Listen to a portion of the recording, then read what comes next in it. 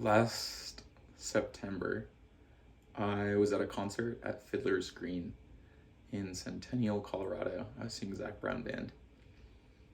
And I remember seeing a poster for a new artist, Charlie Crockett, that I had heard recently on Spotify.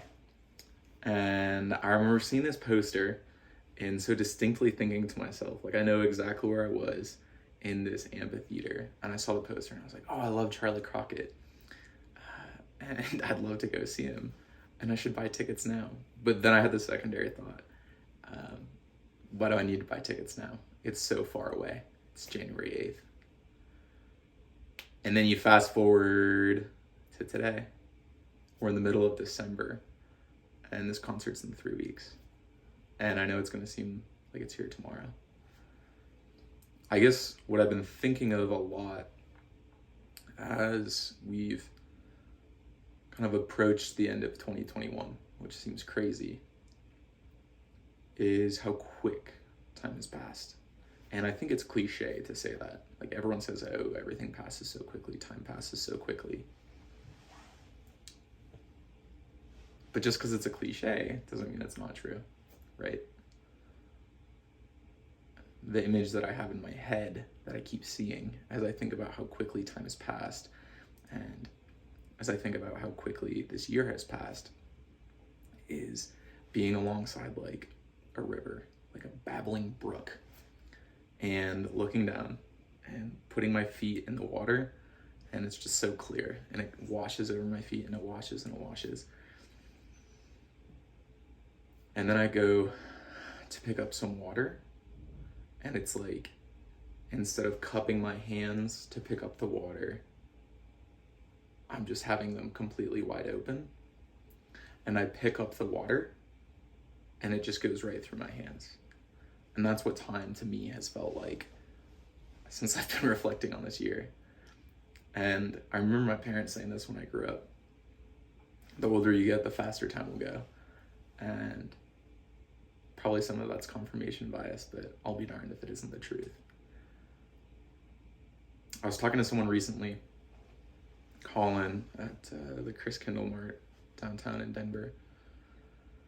And we were talking about this, how quickly things go by, how quickly time goes by. And how in that, time is scarce. You don't have a lot of it. And you need to make the most of it while you can, while you're young, while you have these freedoms and these liberties. And I think as I reflect on the past year, but especially the past 4 years, as I've done my 1 second videos every day, to me, the thing that's important, or the thing that stands out to me, is a lot of what makes beautiful moments beautiful is the scarcity that they have. A lot of what makes a sunset beautiful is that you can only see it for a couple minutes if you're lucky during the day. It's that scarcity that makes things that are sometimes mundane stand out. It's that scarcity that makes me try to hold on to these moments and try to capture them in a bottle, which I'm not great at doing.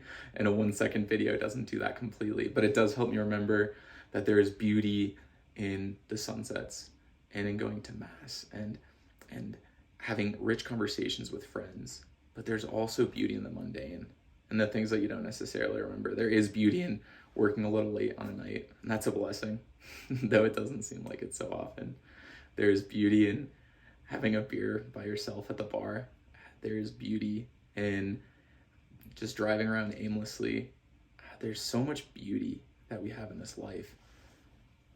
And a lot of this beauty comes from scarcity, because I know that in 3 weeks I'm going to be at this concert saying, wow, I can't believe I saw that first poster at Fiddler's Green for Charlie Crockett back in September.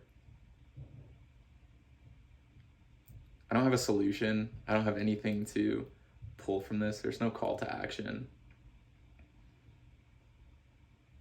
I would just say that this year I've really learned time does go by fast, so appreciate it, the big moments and the small moments, because there's beauty in the mundane. We'll see.